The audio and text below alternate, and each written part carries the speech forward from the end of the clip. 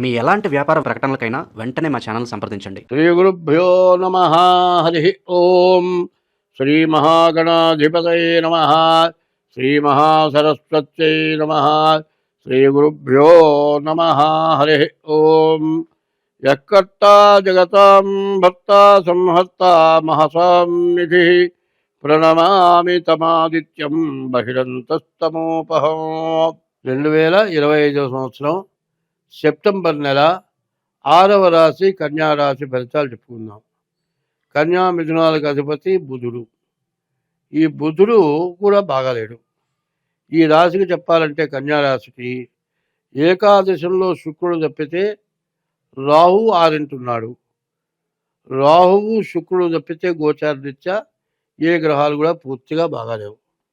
దీనివల్ల చాలా ఇబ్బందులు ఉన్నాయి. తర్వాత 10ంట గురువు, 12ంట రవికేతువులు ఉన్నారు, 1ంట కుజుడు ఉన్నాడు. ఈ 3 గ్రహాలు కూడా బాగా నష్టపెట్టేటువంటి గ్రహాలు. సప్తమంలో శని ఉన్నాడు. ఈ సప్తమంలో శని ఉంటే ఇంట్లో కూడా సమస్యలు బాగా పెరుగుతాయి. వీటి నుంచి తప్పించుకోవడం చాలా కష్టం. తర్వాత ఈ రాశి వాళ్ళకి మరి వ్యాపారం చేసేవాళ్ళకు కూడా చాలా కష్టంగా ఉంటుంది. చదువుకునే పిల్లలు జాగ్రత్తగా చదువుకోవాలి. ఏమాత్రం తేడా వచ్చినా, కాపీ కుట్టినా డిబార్ అవటానికి బాగా అవకాశాలు కనపడుతున్నాయి. కాబట్టి ఈ రాశి వాళ్ళు ఎంత జాగ్రత్త పడితే అంత మంచిది. చదువులో చాలా పూర్తిగా శ్రమ చేసి బాగా కష్టపడి చదవాలి. చేసే ఉద్యోగంలో ఏమాత్రం సమస్యలు వచ్చినా తొందరపడి ఇంకో ఉద్యోగానికి మారుతాను అని అనకూడదు. ఒకవేళ అట్లా మారేటట్లయితే ఉన్న ఉద్యోగం కంటే కొత్త ఉద్యోగం సరైనది రాదు. కొత్త ఉద్యోగంలో వెంటనే మానుకోవాల్సి వస్తుంది. ఇటువంటి సమస్యలు మరి ఏంటంటే ఈ కుజుడు 1ంట ఉండటం, ద్వాదశంలో కేతువు రవి ఉండటం కూడా చాలా ఇబ్బందికరంగా కనపడుతుంది. ఈ చెప్పటానికి చేతగాని కష్టాలు బాగా ఈ రాశికి ఎక్కువగా కనపడుతున్నాయి. ఈ రాశి వాళ్ళు ఏం చేయాలి?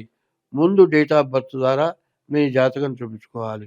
తర్వాత ఈ రాశి వాళ్ళకి మరి రాహుకేతువుల మధ్యలో కుజుడు ఒక్కడే పడ్డాడు.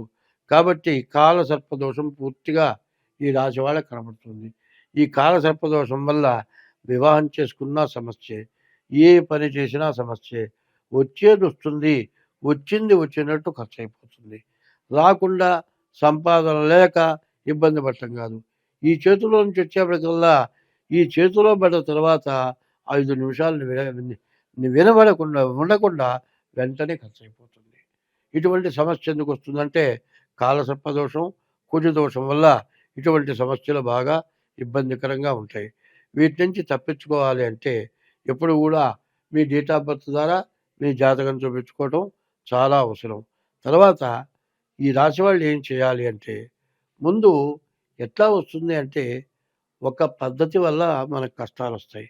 మనం పూర్వజన్మలో కానీ ఈ జన్మలో కానీ తెలిసి కానీ తెలియక కానీ కాదు తినటానికి జరగటం లేదండి.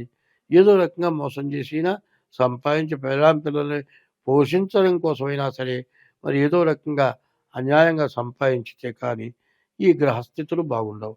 ఈ గ్రహస్థితులు బాగుండకపోతే ధర్మం ఏమిటంటే ఆకలైనప్పుడు పాపం చేయకుండా ఆకలింది అన్నం పెట్టమంటే పెడతారు. కానీ దానికోసం మోసం చేయకూడదు. వాళ్ళని పూర్తిగా నష్టపెట్టకూడదు. మనం పనిచేసే చోట అయ్యా నాకు జరగట్లేదు, నాకు తిండి కూడా ఇబ్బందిగా ఉంది అని అడిగి తీసుకుంటే ఎంతైనా మంచిది. కానీ ఇప్పుడున్న పరిస్థితులు ఎట్లా ఉన్నాయంటే ఎవరైతే తన దగ్గర పనిచేస్తున్నాడో వాళ్ళని పైకి రాకుండా తొక్కే స్వభావం యజమానికి ఉంటుంది. ఈ కష్టపడే వాడికి తగిన ఆదాయం నెల జీతం కూడా సాయంత్రం ఇవ్వకుండా ఇబ్బంది పెట్టడం. ఈ ప్రజల్లో సరైనటువంటి ఒకళ్ళకి సన్నిహితమైన సంబంధాలు, అవతల వాడి కష్టం ఏమిటి అనేది మాత్రం ఎవరు ఆలోచించడం లేదు. మరి ప్రతివాడు కూడా ఏం చేయాలంటే తనకంటే కిందవాడిని చూసి తను బాగున్నాడు అనుకోవాలి. తనకంటే పెద్దవాడిని చూసి నేనెట్లా అవుతాననుకుంటే మనం పైకి రాలేకపోగా కుంగిపోతాం, ఎందుకు పనికి రాకుండా పోతాం. కాబట్టి దురాశ దుఃఖములకు చేటు. కాబట్టి దురాశ పడటం కంటే మంచిగా ఇప్పుడు గంజి తాగిన ఆహారమే, కడుపు నిండా అన్నం వండుకొని తిన్న ఆహారమే. కానీ గంజి తాగితే అన్నం కంటే బలమని డాక్టర్లు చెబుతారు. పరిస్థితుల ప్రభావంతో గంజి తాగొచ్చు, తప్పులేదు. అట్లాంటి సమస్యలు వచ్చినప్పుడు, ఈ రాహుకేతుల మధ్య గ్రహాలు వచ్చినప్పుడు, ఈ ఒకటింట కుజుడు వచ్చినప్పుడు చాలా సమస్యలు, చాలా బాధలు, ఎవ్వరు చెప్పుకుంటానికి వీలైన బాధలొస్తాయి. అటువంటి బాధలు ఉపశమనం పట్టం కోసం నా బాధలు తొలగిపోతాయి, కొంత టైం అయితే నే బాగుంటాను అని తెలుసుకోవటం కోసం నేను ఇంత వివరంగా చెప్తున్నా. అంతేగాని ఈ పరిస్థితిలో ఎట్లా ఉంటుందంటే, ఛీ! బతకలేం, ఏదైనా చేసుకుందాం, చచ్చిపోదాం అనేటువంటి మనస్తత్వాలు కలుగుతూ ఉంటాయి. మరి మానవుడు బాధల నుంచి తప్పించుకొని బతకాలి. ఎన్ని బాధలున్నా కూడా ఆత్మహత్య మహాపాపం.